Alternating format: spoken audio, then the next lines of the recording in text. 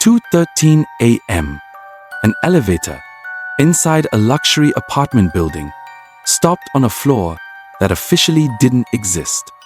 Seconds later, the security cameras captured something even stranger. A woman entered the elevator. But when investigators reviewed the footage later, nobody was there. No figure, no face, nothing. And 3 people disappeared after seeing that same elevator stop on floor 0.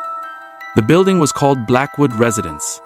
23 floors, expensive apartments, private security, the kind of place where nothing unusual was supposed to happen. But residents had been reporting strange incidents for years. People heard elevator doors opening in empty hallways late at night. Some tenants claimed the floor display occasionally showed numbers that shouldn't exist. Others said the elevator sometimes stopped beneath the basement level for several seconds before returning as if nothing had happened. Management blamed electrical problems. Most people ignored it, until Daniel. Mercer moved into apartment 1904. Daniel was 28 and worked remotely editing videos for online clients. Quiet guy, logical, the kind of person who laughed at ghost stories. The first time someone warned him about the east elevator, he thought it was a joke. An older tenant stopped him near the lobby one night and quietly said, "If the elevator shows floor 0, don't get out." Daniel smiled awkwardly and walked away. At first, it seemed ridiculous, until 3 weeks later. A thunderstorm had covered the city that night. Rain hammered against the windows while most of the building slept. At 1:47 a.m., Daniel left his apartment to buy coffee from the basement vending machine. Security footage showed him entering the east elevator alone. He pressed basement 1. The doors closed. Everything looked normal for about 5 seconds. Then the lights flickered. The elevator suddenly dropped faster than normal. Daniel looked toward the digital floor display. The numbers skip sped rapidly as the elevator accelerated downward. That's when things became disturbing. The screen suddenly went black. The elevator slowed, and 1 number appeared. Daniel later admitted that was the exact moment he felt something was wrong. Not broken, wrong. The temperature inside the elevator dropped instantly. Cold air filled the cabin so quickly he could see his own breath. Then the elevator stopped. The door slowly opened. And there was no hallway outside, no parking garage, no walls, just darkness, endless darkness stretching beyond the elevator doors. Daniel stared for several seconds, confused, trying to understand what he was looking at.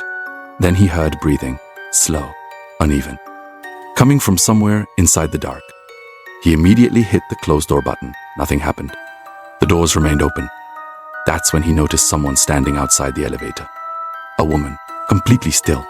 At first, he could only see her outline. But as the emergency lights flickered above him, her face slowly became visible. She was smiling, not naturally, not emotionally,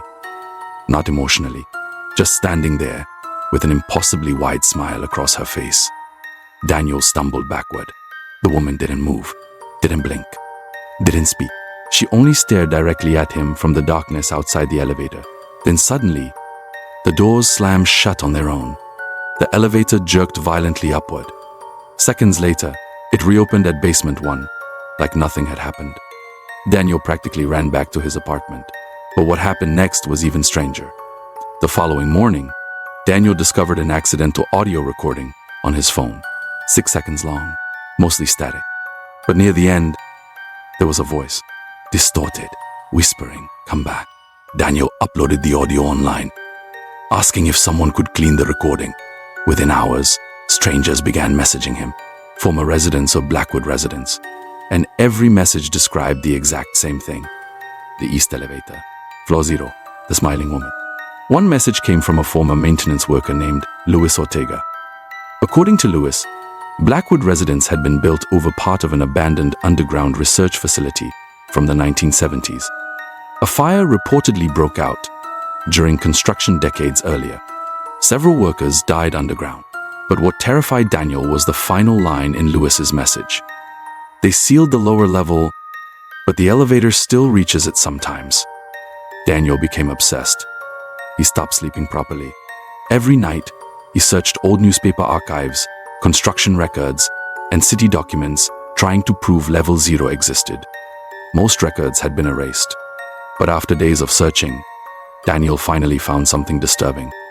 An old black and white construction photograph from 1974. Workers standing beside a concrete elevator shaft, and above the elevator doors, painted clearly on the wall, were the words, Level 0. Daniel's stomach dropped. But then he noticed something else, hidden in the background of the image. A woman standing behind the workers, watching the camera, smiling, the exact same smile. After that discovery, things inside Daniel's apartment started changing.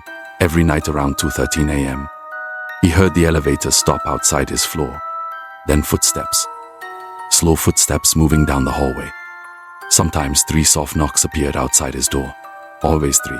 One night, Daniel looked through the peephole. After hearing the elevator open, the hallway was empty, but the elevator doors remained open at the far end of the corridor, waiting. That's when Daniel noticed the floor display. Not 19, not B1. Then his phone rang. Unknown number. Daniel answered carefully. At first, there was only static, then breathing. Wet, slow, unnaturally close to the microphone. And finally, a woman whispered, "You left me there?" The call disconnected instantly. Daniel reported everything to building manager. And the next morning, at first, they denied everything. But the moment Daniel mentioned floor 0, the manager's expression changed. Fear. Real fear. Before Daniel left, the manager quietly told him something that made the situation even worse. "You're not the first person who's seen her." 2 nights later, someone slipped an envelope beneath Daniel's apartment door. Beneath Daniel's apartment door, inside was a black elevator keycard labeled sublevel access. No message, no explanation. Most people would have thrown it away immediately. Daniel didn't. At 1:58 a.m., the following night, security cameras captured Daniel entering the east elevator alone. He inserted the keycard beneath the control panel. A hidden button illuminated. The elevator descended slowly this time, almost gently. The floor numbers disappeared one by one, until the display became completely black. Then the elevator stopped. The doors opened. Daniel stepped into the darkness, and the elevator doors closed behind him. That was the last confirmed sighting of Daniel Mercer.